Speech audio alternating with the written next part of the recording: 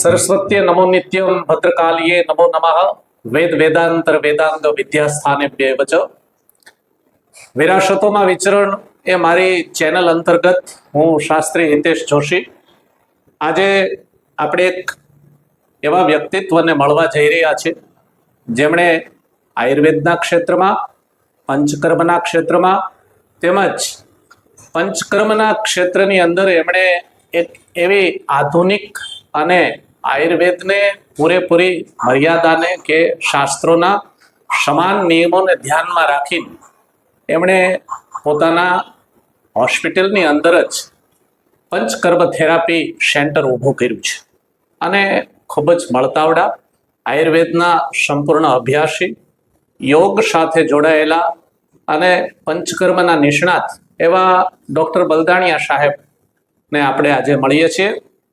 સાહેબ, અમારી ચેનલમાં આપનું હાર્દિક સ્વાગત છે. નમસ્કાર. આયુર્વેદ તો આપણો ભારતીય સંસ્કૃતિ પરંપરાનો જૂનામાં જૂનો વિષય છે, પણ હવે આજકાલ દરેક જગ્યાએ પંચકર્મ થવા માંડ્યું છે. હોટલોમાં, સ્પામાં જે લોકોને આ થેરાપી વિશે લગભગ ઓછી સમજ છે એ લોકોએ આમાં કામ કરવા માંડ્યા છે. તો ખરેખર સાહેબ, પંચકર્મ શું છે અને આયુર્વેદના કયા સિદ્ધાંતો ને કયા ગ્રંથોમાં એનો ઉલ્લેખ છે અને આપણા શરીરની અંદર એનાથી શું થાય છે, અગર તો કેવા વ્યાધિગ્રસ્ત લોકોને માટે આ થેરાપી કામની છે? નમસ્કાર દાદા. પંચકર્મ આમ તો આપણી બધી સંહિતાઓમાં, ચરક સંહિતામાં, અષ્ટાંગ હૃદય, સુશ્રુત સંહિતામાં, બધામાં એક શરીરની શોધનની પ્રક્રિયા છે. અને ખાસ કરીને હું તો આમ તો એલોપેથી અને આયુર્વેદ બંને ક્ષેત્રમાં વર્ષોથી આ છેલ્લા 15 વર્ષથી કામ કરું છું. એમાં ખાસ કરીને ગાયનેક ક્ષેત્રની સાથે અમારું બેઝિકલી સહજાનંદ હોસ્પિટલ અને પ્રસૂતિ ગૃહ, એટલે છેલ્લા 15 વર્ષથી ગાયનેક અને સર્જરી ક્ષેત્રમાં ખૂબ કામ કર્યું. અને એમાં પણ છેલ્લા 5 વર્ષથી અમે આ બધી ઔષધિઓ બનાવીએ. પંચકર્મ તો અમે કરતા જ, પણ અમારું નીચે જે હોસ્પિટલ છે ત્યાં હવે હોસ્પિટલના ટેરેસ ઉપર અમે આ અલગથી એક યુનિટ દેવસ્ય આયુર્વેદ અને પંચકર્મ બનાવ્યું.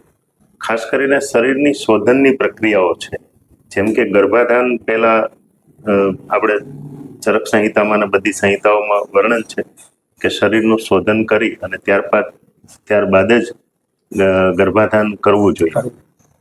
એવી જ રીતે અલગ અલગ રોગો પ્રમાણે, એમ કે સંશોધન છે, વમન, વિરેચન, બસ્તી, એમાં આસ્થાપન બસ્તી, અનુવાસન બસ્તી, નિરૂપ બસ્તી, આ બધી અલગ અલગ બસ્તીઓ છે કે જે ગુદા માર્ગે આપવામાં આવે. અને વિરેચન એટલે કે શરીરને ડિટોક્સ, આપણે સાદી ભાષામાં કહીએ તો એની પણ અલગ અલગ પ્રક્રિયાઓ છે. મૃદુ વિરેચન, મધ્ય વિરેચન અને તીક્ષ્ણ વિરેચન કરાવતા હોય એ પ્રમાણે અલગ અલગ દિવસોનો એનો કોર્સ હોય. અભ્યંગ સ્વેદન કરી અને ત્યારબાદ ઘૃતપાન એટલે કે ઘીનું પાન કરાવે અને પછી એને વિરેચન દ્રવ્ય દ્વારા વિરેચન કરાવે. એ સંપૂર્ણ શાસ્ત્રોક્ત પહેલા પ્રમાણે આપણે અહીંયા કરતા હોઈએ છીએ. અલગ અલગ રોગો પ્રમાણે સંશોધન કરતા હોય. માનો કે અમારી પાસે પેરાલિસિસના પણ દર્દીઓ ઘણા આવતા હોય, કમરના દુખાવાવાળા, અને એમાં પણ વધારે પડતું જે અત્યારે નવ કમ્પ્રેશન હોય કે spinal cord, centrally spinal cord compression હોય, તો એમાં મૃદુ વિરેચન કરાવી અને ત્યાર પછી અમે અલગ અલગ બસ્તીઓ કે માત્રા બસ્તી, નિરૂપ બસ્તી, એ બધી બસ્તીઓ કરાવીએ, જેનાથી કમરના દુખાવો અને એ બધા ખૂબ સારા થતા હોય. પછી જે સ્થાનિક બસ્તીઓ એટલે કે કટી બસ્તી આપી શકાય, ગ્રીવા બસ્તી આપી શકાય. બીજું અમે ખાસ જે છે, બધી જગ્યાએ પંચકર્મ થતા જ હોય, પણ અહીંયા મારો ખાસ એક એપ્રોચ હોય છે કે થેરાપ્યુટિક અને ક્રોનિક ડિઝીઝ, કે જે રોગો દર્દીઓ ખૂબ હેરાન થતા હોય, જેમાં પરિણામો ના આવ્યા હોય. દાખલા તરીકે હમણાં જ એક સુરતનું એક કપલ છે, એ પંચકર્મ કરાવીને ગયું. ખૂબ યંગ બેન, અને 28-29 વર્ષની ઉંમરમાં છેલ્લા 5 વર્ષથી પ્રેગ્નન્સી માટે ટ્રાય કરતા. પણ ગર્ભાશયનું પડ એમને બનતું જ નહીં. એમને આની પહેલા પણ એક સેશન મેં અપાયું, એ સુરત અપાયું, ત્યાં થઈ શકે એવું હતું. એટલે અહીંથી બધી દવાઓ લઈ અને સુરત જ એમણે પંચકર્મ કર્યું બસ્તી. અને ત્યાર પછી જે અમારે ગાયનેકની જે સ્પેશિયલ બસ્તીઓ કહેવાય કે ઉત્તર બસ્તી, જે ગર્ભાશયના અંદર જ આપવામાં આવે, તો એમાં બધી જ વ્યવસ્થા સાથે જોઈએ તો એ આપણે અહીંયા હોસ્પિટલમાં અવેલેબલ જ છે. અને એ ઉત્તર બસ્તીનો કોર્સ કર્યો અને એમને ગર્ભાશયનું પડ 3 to 4 mm જ રહેતું, જે ગાદી અંદરની કહેવાય. એ આ બસ્તી બધું પૂરું થયું એ દરમિયાન જ તેને એટલું બધું સરસ ટૂંકમાં રિઝલ્ટ આવ્યું કે અત્યારથી જ એને ઇમ્પ્રુવમેન્ટ ચાલુ થઈ ગયું કે ગર્ભાશયનું પડ બનવા મળ્યું. અને આગળ એમને ચોક્કસ પ્રેગ્નન્સી રહી જ જશે. તો એવા તો અમે ઘણા બધા કેસીસ કર્યા છે. એટલે ખાસ જે એવિડન્સ બેઝ જે બધા કેસીસ છે અને જે ઇન્ટિગ્રેટેડ એપ્રોચ કે પછી ત્યાર પછી ફોલોઅપમાં રેગ્યુલર એને અમારા ગાયનેકોલોજીસ્ટ અહીંયા જોતા હોય, તો એ રીતનું અમે પંચકર્મ, રૂટીન પંચકર્મ તો ખૂબ ઓછું કરતા હોય. એ પ્રકારનું જે પંચકર્મ છે કે જે એવિડન્સ બેઝ છે, એના ખૂબ કેસ અહીંયા હોય છે મારી પાસે, અને એ અમે કરતા હોઈએ છીએ. પણ એ દર્દીને યુટ્રેન સાઇનેકિયા, એટલે કે યુટ્રેન સાઇનેકિયા જેમાં હોય એમને એકવાર લેપ્રોસ્કોપી પણ કરેલી, હિસ્ટોલેપ્રોસ્કોપી, અને સાઇનેક્યોલાઇસિસ કર્યું હતું. ત્યાર પછી ફરીથી પાછું એમને યુટ્રસ આખું ફાઇબ્રોસિસ એટલે કે ચીપકી ગયું, એ થઈ ગયું. એટલે એમાં તો આઈવીએફ કે આઈયુએફના પણ કોઈ ચાન્સ નહોતા, કે સરોગેસી મધર સુધીની એમને એડવાઇસ કરી હતી. તો એવા જે કહેવાય ને કે જે મોસ્ટ ડિફિકલ્ટ કેસીસ કે જેમાં કોઈ આશાઓ ખૂબ નથી હોતી, તો એમાં પણ આપણે આપણી જે પરંપરા છે અને ઋષિ પરંપરાઓ જે બધી છે ચિકિત્સા, એને આપણે સાયન્ટિફિક એપ્લાય કરી બધી પહેલામાં, અને ભગવાન ધન્વંતરીની કૃપાથી અત્યાર સુધીમાં ખૂબ ઘણા બધા દર્દીઓને એવા સારા પરિણામો મળ્યા છે અને સારા પેલા થયા છે. પણ સાહેબ, અત્યારે પરિસ્થિતિ એ છે કે એક તો વજન વધવું, પછી નિસંતાનપણું અને કમરના દર્દો, અને માણસને માનસિક વ્યાધિઓ બહુ વધી ગઈ છે. એટલે શિરોધારા અને વમન એ બે એવી ચિકિત્સાઓ છે કે આપણે એલોપેથીનો કોઈ વિરોધ નથી કરતા. હરેક વસ્તુ હરેક ક્ષેત્રમાં બધી જ્યાં જેની જરૂરી હોય એની ત્યાં આપણે ઉપયોગ કરવો થવી જોઈએ, અને થવી જોઈએ, અને થઈ રહી છે અને થશે.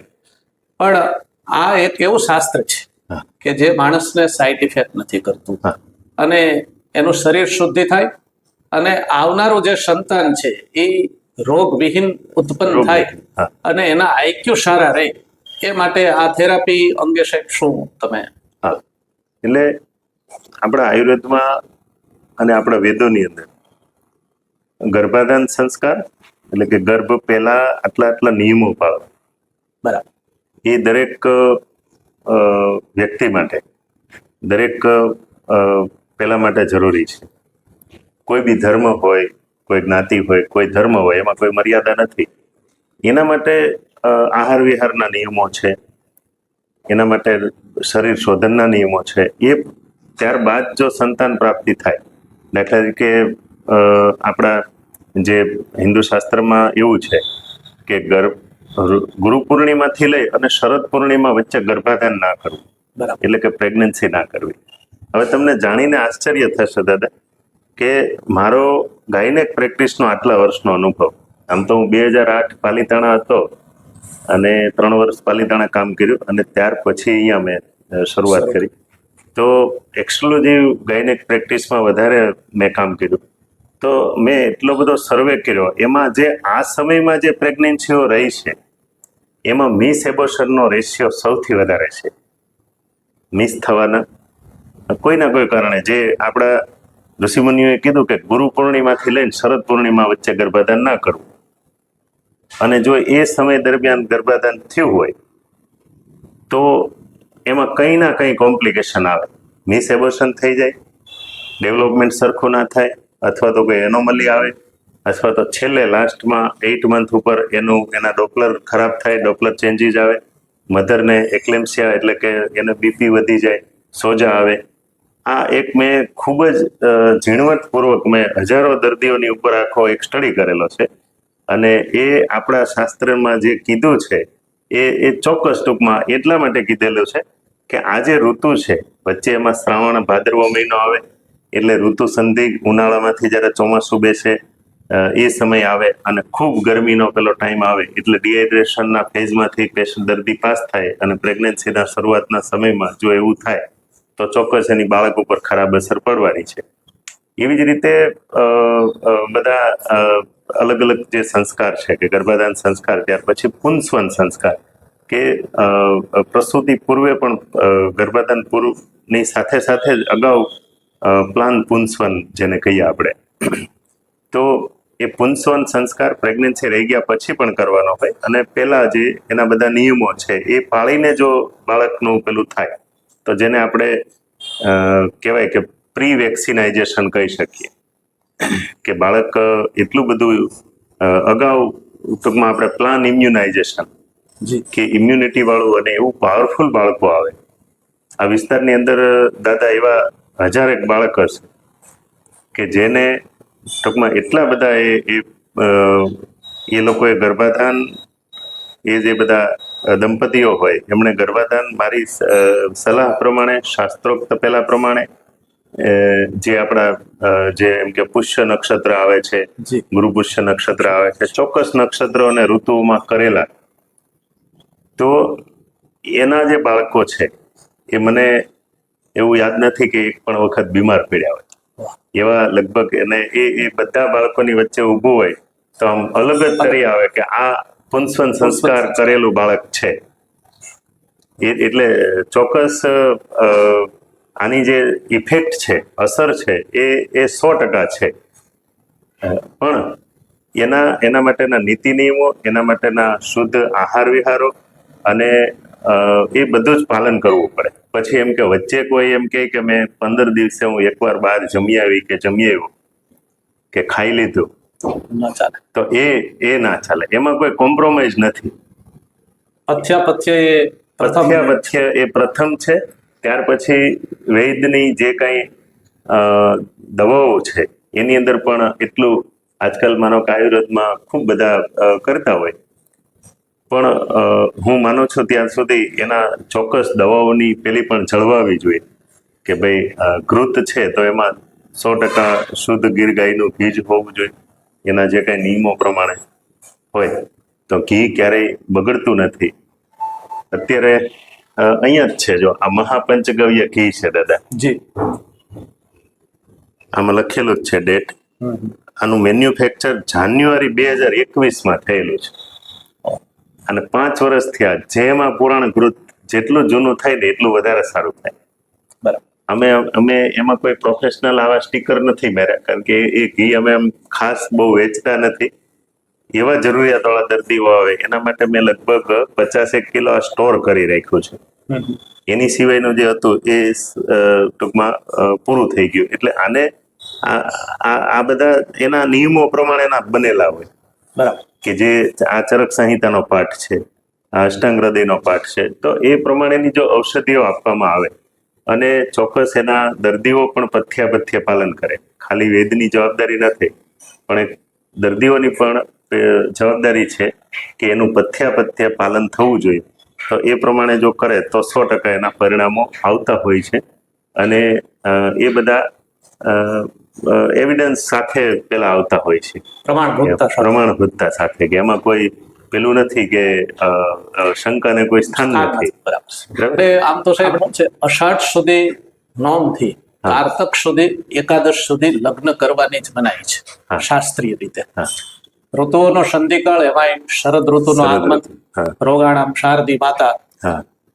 તો આ 4 મહિનાના જે ઋતુકાળમાં જે લોકો ગર્ભાધાન થાય એ બાળકો લગભગ રોગગ્રસ્ત અવસ્થાના હોય.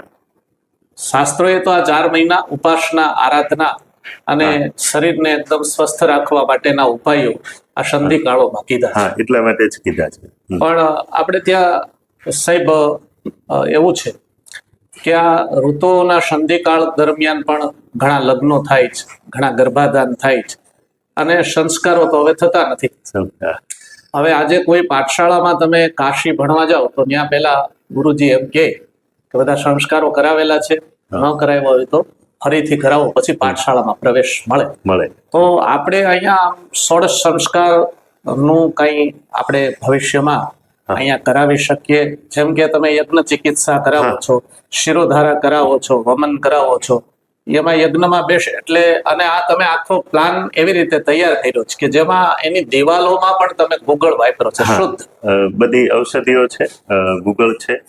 અમે ટોટલ આમાં 6.5 થી 7 કિલો, અને એ પણ અમે જે દવાઓ બનાવવા માટે વાપરીએ છીએ, જે એકદમ શુદ્ધ ગુગળ, એ જ ઉપયોગ કર્યો છે. હરિદ્રા, મંજિષ્ઠા, પછી ખેરછાલ, અલગ અલગ આમાં અલગ અલગ ટોન. એક બાજુ આ થોડો રેડ ટોન છે, આ સામેની બાજુનો યલો છે, આ બાજુ થોડો બ્રાઉન ટાઈપનો છે. એટલે અલગ અલગ અમે પ્રયાસ કર્યો છે દાદા. અને આવું એક સંકલ્પ હતો કે આ રીતનું બનાવવું. અને એક વૈદિક આની અસર પણ અહીંયા ઠંડક પણ એટલી રહી છે કે વગર એસીમાં તમે બેસી શકો. મારે નીચે ઓફિસમાં જરૂર પડે એસીની, પણ અહીંયા શાંતિથી તમે એટલી વાતાવરણની અહીંયા આગળ ઠંડક રહી છે. અને ત્યાંથી લઈને જે માણસ આવે છે, હા, ગાય પણ એ અહીંયા બેસે એટલે એને માનસિક શાંતિ તો પ્રથમ પહેલા મળે જ છે. હા. અને સાહેબ, આનાથી આ ભવિષ્યમાં તમે આનાથી શું બીજું આગળ કરવા માંગો છો કે આ કોણે આ થેરાપી લેવી જોઈએ પંચકર્મની? અને ખાસ કરીને જેમનું પેટ બહુ વધી ગયું છે, એસિડિટી છે, કારણ કે અત્યારની મોટા મોટી સમસ્યા એ જ છે કે માણસને ખૂબ બહાર, માનો કે જમવાનું થાય, બહાર ફરવાનું થાય, અને જે પથ્ય પાલન નથી થતું, અથવા તો બહાર જવાનું નથી થતું, તો એક માણસને શોખ હોય કે દર અઠવાડિયે બહાર જમવું. એટલે એક એવો અત્યારની ફેશન થઈ ગઈ. આપણા બધા પ્રસંગોમાં પણ એવું જમણવાર બધા જમવાનું પેલું થઈ ગયું. તો એના હિસાબે જેના, માનો કે ઓબેસિટી હોય, જેના પેટ બહાર હોય, ડાયાબિટીસ વાળા હોય, એમને તો ચોક્કસ કરાવવું જ જોઈએ પંચકર્મ વર્ષમાં એકવાર. એનાથી કમસે કમ ચાલો સરખી પરેજી અને સરખી દવાઓ લે તો એલોપેથી દવાઓ પણ બંધ થઈ જાય. બંધ ના થાય તો કમસે કમ ઓછી તો થાય, અને ઓછી ના થાય તો એના જે કોમ્પ્લિકેશનો છે કે ડાયાબિટીક ન્યુરોપેથી થવી, ડાયાબિટીક રેટિનોપેથી થવી, ડાયાબિટીક નેફ્રોપેથી થવી, મસ્ક્યુલર વીકનેસ થવી, કે સેક્સ્યુઅલ વીકનેસ આવવી, એ બધા કોમ્પ્લિકેશનો તો 100% મારા આજ સુધીના અનુભવ છે કે એને અટકાવી શકાય. પછી ડાયાબિટીસના અને કોમ્પ્લિકેશન છે, હાઇપરટેન્શન હોય તો એમાં લોંગ ટાઈમ બહુ મેડિસિન સાથે પણ અમુક પેશન્ટની જે હાઇપરટેન્શન છે, બીપી છે, તો એ બોર્ડર લાઈન હાઈ જ રહેતું હોય, તો એને એ કોઈ દિવસ નોર્મલ આવતો જ ના હોય, ગમે તેટલી 2-3 જાતની મલ્ટિપલ ડ્રગ ચાલતી હોય, તો એને પણ એકદમ નોર્મલ કરી શકે પંચકર્મ. એટલે એમને ખાસ કરીને વિરેચન કરાવવું જોઈએ, વમન કરાવવું જોઈએ, અક્ષિતર્પણ ડાયાબિટીસ વાળાએ કરાવવું જોઈએ. એ સિવાય જે બધા સ્પાઇનને લગતા જે છે અને ન્યુરોપેથીને લગતા જે ડિઝીઝ છે, એ લોકોએ ખાસ પેલું કરાવવું જોઈએ. અને ખાસ મેં કીધું એમ કે જે ક્રોનિક બધા ડિઝીઝીસ છે કે જે ખૂબ લાંબા ટાઈમથી બધા પીડાય છે, એમાં પણ કરવું જોઈએ. એ સિવાય અમે કેન્સરમાં, દાદા, કેન્સરમાં કિમોથેરાપીની સપોર્ટિવ ટ્રીટમેન્ટ ખૂબ સારી અમે કરતા હોઈએ છીએ. કે જેમને કિમોથેરાપી ચાલતી હોય, કિમોથેરાપી એ લેવી અમુક ઓલામાં ખૂબ જરૂરી હોય છે, અમુક કેન્સરમાં. તો કિમોથેરાપીની સાથે એને ટોલરન્સ પેશન્ટ ના કરી શકે, ટોલરેટ ના કરી શકે, એના કંઈ ના કંઈ કોમ્પ્લિકેશન થાય. કેન્સરથી દર્દી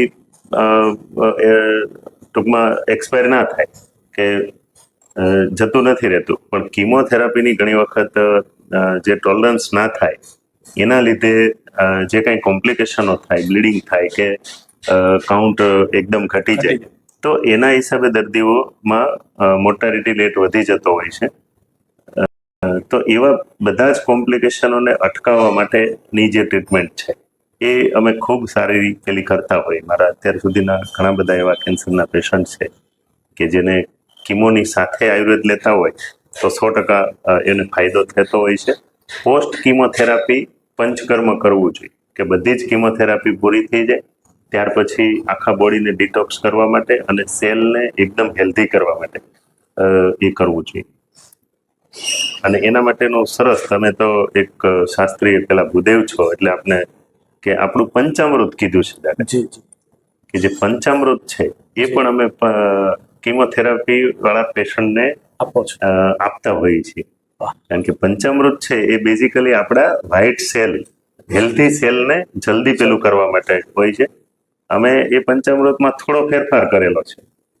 પંચામૃતના 5 દ્રવ્યો તો છે જ, એ સિવાય સૂંઠ, હરિદ્રા એટલે કે હળદર અને ઇલાયચી આટલું અમે એમાં એડ કરાવીએ છીએ. અને પ્રમાણમાં થોડો ફેરફાર કે એમાં દૂધ 1 ગ્લાસ હોય તો દહીં ખાલી 1 ચમચી, મધ 1 ચમચી, ઘી 1 ચમચી અને સાકર અથવા તો ગોળ જે ફાવે તે દે. તો આટલું સરસ આપણા આયુર્વેદમાં શાસ્ત્રોમાં બધી અલગ અલગ જગ્યાએ બધું વર્ણન છે. પણ સાહેબ અત્યારે પરિસ્થિતિ એ છે, નાના બાળકોને એટેક આવી જાય છે, એને બીપી દેખાડે છે, એને સામાન્ય સ્ટેજ ઉપરનું પ્રાઇમરી કેન્સર થવાય, એને આંખોના નંબર વધી જાય. તો એના માટે આ પંચકર્મ કેવું સાબિત થાય? અગર તો બાળકોએ ખરેખર સાહેબ વિદ્યા અભ્યાસ દરમિયાન અત્યારે ખાવા પીવાનો યુગ, મોબાઈલનો યુગ અને અશ્લીલતા એના મગજમાં છવાઈ ગઈ છે અન્ય માધ્યમો દ્વારા, તો એમાં આ થેરાપી કામ આવે? હા, ચોક્કસ. આયુર્વેદમાં એક રસાયણ કર્મ જી જી અને ચરક સંહિતાનો જે પેલો અધ્યાય તે રસાયણ કર્મ છે ચિકિત્સા સ્થાનમાં. રસાયણ કર્મ છે એમાં આનું બધું વર્ણન છે કે સ્વસ્થ વ્યક્તિએ સ્વસ્થ કઈ રીતે રહેવું, એના માટેના બધા, માનો કે ચ્યવનપ્રાશ છે, પછી 0 થી 5 વર્ષ સુધી કે 0 થી 12 વર્ષ સુધીના બાળકો છે. આમ તો 12 વર્ષ સુધી સુવર્ણપ્રાશનનો ઉલ્લેખ છે, પણ ખાસ 5 વર્ષ સુધી ખૂબ સારી અસર કરતું હોય. ત્યાર પછી ચ્યવનપ્રાશ સુવર્ણ ભસ્મ સાથેનો પણ આપી શકાય. તો એ એક રસાયણ કર્મનો જ ભાગ છે. નિત્ય આપણે ત્રિફલા લઈએ તો એ પણ એક રસાયણ છે. બરાબર. નિત્ય જે આહાર વિહારની મેં વાત કરી કે બાળકો અત્યારે ખાસ કરીને પેકેટ્સ ફૂડ દરેક પ્રકારના જે ખાય છે એ બધા જ કેમિકલ વાળા સિન્થેટિક ફૂડ હોય. હવે એમાં કોઈના કોઈ એવા કન્ટેન્ટ આવી જાય કે જે તમે કીધું એમ ડાયાબિટીસના ભોગ બને, હાર્ટ એટેકના ભોગ બને કે કેન્સરના ભોગ નાના બાળકો પણ થાય છે. તો એનું મુખ્ય કારણ મને લાગે છે ત્યાં સુધી એ હોવું જોઈએ કે કંઈ ને કંઈ. અને બીજું છે એ ખોરાકમાં બધી પેસ્ટિસાઇડ, એનું પણ ખૂબ મોટું એ ભાગ છે. એટલે અમે તો જ્યાં સુધી આ બધી દવાઓ અને બધું બનાવીએ છીએ તો એમાં મોટા ભાગે ઓર્ગેનિક જે ખેડૂત ભાઈઓ પ્રાકૃતિક ખેતી કરતા હોય એમને ત્યાં જઈને અમે એ બધું અમુક કલેક્શનોના પણ સ્પેશિયલ અમુક એના નિયમો હોય છે, તો એ પ્રમાણેનું અમે કલેક્ટ કરતા હોઈએ છીએ. તો એ બધું જ્યારે આટલા બધા પેસ્ટિસાઇડ, આટલા કેમિકલ બધા ખોરાકમાં ભળે એટલે એના લીધે એ થાય. પણ એમાં બાળકોને આ બધું પંચકર્મ અને રસાયણ ચિકિત્સા એ ખૂબ ફાયદો કરે. સ્વસ્થ વ્યક્તિ માટે આ ચિકિત્સા અગર તો આયુર્વેદ શું કામ આવે? અને આપણે આ વ્યવસ્થામાં જેમ કે અત્યારે તમામ પ્રકારના રેડિયેશન આપણી ઉપર આવી રહ્યા છે, મોબાઈલના, પ્રદૂષણના, પ્લાસ્ટિકના, ખોરાકની જે વસ્તુઓ છે એના, ખોરાક આપણે કેમાં ખાઈએ છીએ એના, તો એમાં સ્વસ્થ રહેવા માટે અગર તો સ્વસ્થ વ્યક્તિએ ધ્યાન શું રાખવું જોઈએ? આમ તો આયુર્વેદમાં સૌથી પેલું સૂત્ર જે છે દાદા કે સ્વસ્થસ્ય સ્વાસ્થ્ય રક્ષણ. આયુર્વેદનો મુખ્ય જે હેતુ છે, પ્રયોજન છે, એ ઋષિમુનિએ ત્યાંથી જ શરૂઆત કરી છે કે પ્રયોજનમ ચ અસ્ય સ્વસ્થ્યસ્ય સ્વાસ્થ્ય રક્ષણમ. એટલે કે અમારું પ્રયોજન એ છે સ્વસ્થ લોકોના સ્વાસ્થ્યની રક્ષા કરવી. અને બીજું પ્રયોજન છે આતુરસ્ય વિકાર પ્રશમનમ ચ. અને આતુરોના એટલે કે રોગી, આતુર એટલે રોગીઓના રોગીની જે ચિકિત્સાની વાત કરી છે એ તો ત્યાર પછી છે, પણ પહેલા તો સ્વસ્થ વ્યક્તિએ કેમ સ્વસ્થ રહેવું, બરાબર, એનું જ છે કે નિત્ય વ્યક્તિએ ક્યારે ઉઠવું, કેવી દિનચર્યા કરવી, કેવી ઋતુચર્યા કરવી, કેવા આહારો લેવા, નિત્ય કયા કયા, એમ કે માનો કે આ ત્રિફલા ચૂર્ણ છે તો નિત્ય લઈ શકાય, રસાયણ ચૂર્ણ છે તો નિત્ય લઈ શકાય, એના માટેના પણ એ કેવા હોવા જોઈએ, કેવા આહારો લેવા જોઈએ વ્યક્તિએ. તો સ્વસ્થ વ્યક્તિની જ વધારે વાત છે આયુર્વેદમાં, અને એની નિત્ય રક્ષા થાય, એ રોગી એ બીમાર પડે જ નહીં એના માટે છે. અને પંચકર્મમાં પણ માનો કે શારદીય વિરેચનનો એક ઉલ્લેખ છે વાહ. કે શરદ ઋતુમાં જ્યારે શરદ ઋતુ પૂરી થવા આવે ત્યારે એક સંશોધન સ્વસ્થ વ્યક્તિએ પણ કરાવવું જોઈએ કે કંઈ પણ ના હોય તો પણ એક વખત એક શરીરનું શુદ્ધિકરણ થવું જરૂરી છે. એટલા માટે જ ખાસ. અને બીજા એવા ઘણા કર્મો છે પંચકર્મમાં પણ કે જે કંઈ જ કોઈ પણ જાતનો રોગ ના હોય તો પણ કરાવી શકો તમે. અક્ષિતર્પણ છે, શિરોધારા છે, અભ્યંગ સ્વેદન છે, એ તો બધું જે કર્મો, પંચકર્મો અને એના જે ઉપકર્મો, બીજા જે અન્ય કર્મો સાથે કીધા છે, એમાંથી કોઈનું કોઈ તમે સ્વસ્થ વ્યક્તિ પણ કરાવી શકે.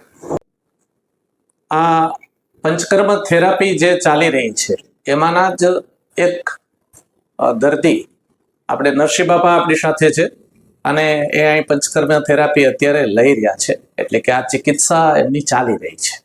તો દાદા, તમે અહીંયા આવ્યો છો આ પંચકર્મ કરાવવા, તો કેવો અનુભવ રહ્યો તમારો એ જરા કયો જઈએ અમને.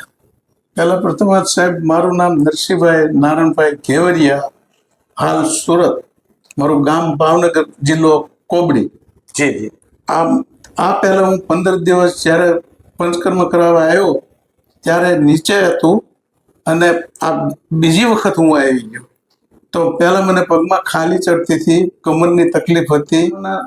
બધા કર્મચારીઓ જે છે માલિશ માટે, એની પણ બહુ સરસ વ્યવસ્થા અને સારી રીતે ધ્યાન આપ્યું.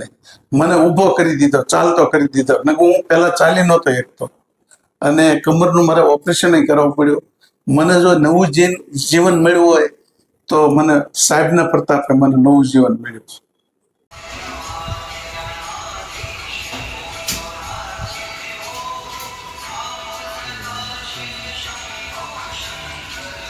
આપણે રાજુલા બસ સ્ટેન્ડની બાજુમાં જ સાહેબનું આ ક્લિનિક આવેલું છે. પંચકર્મની અત્યંત સારી સુવિધા અને અત્યંત વિનયી સ્ટાફ છે. આ એપિસોડ અને આ મુલાકાત તમને કેવી લાગી એનો ચોક્કસ અભિપ્રાય આપજો. મારી ચેનલને સબસ્ક્રાઈબ કરજો, લાઈક કરજો, આગળ મોકલજો. અને સાહેબ, તમે અમારી સાથે જોડાણા, આટલો બધો સમય આપ્યો, તમારા ચાલુ કામમાં અમે ડિસ્ટર્બ કરીને તમને લઈ આવ્યા, પણ આ સુવિધા આપણા સૌ દર્શકો સુધી અને સૌ રોગગ્રસ્ત લોકો સુધી, વ્યાધિગ્રસ્ત લોકો સુધી પહોંચે, અને ભવિષ્યમાં આ મોટું સ્વરૂપ લઈ અને અહીંયા વધુના વધુ દર્દીઓ આનો લાભ લે એવી શુભેચ્છા સાથે આભાર.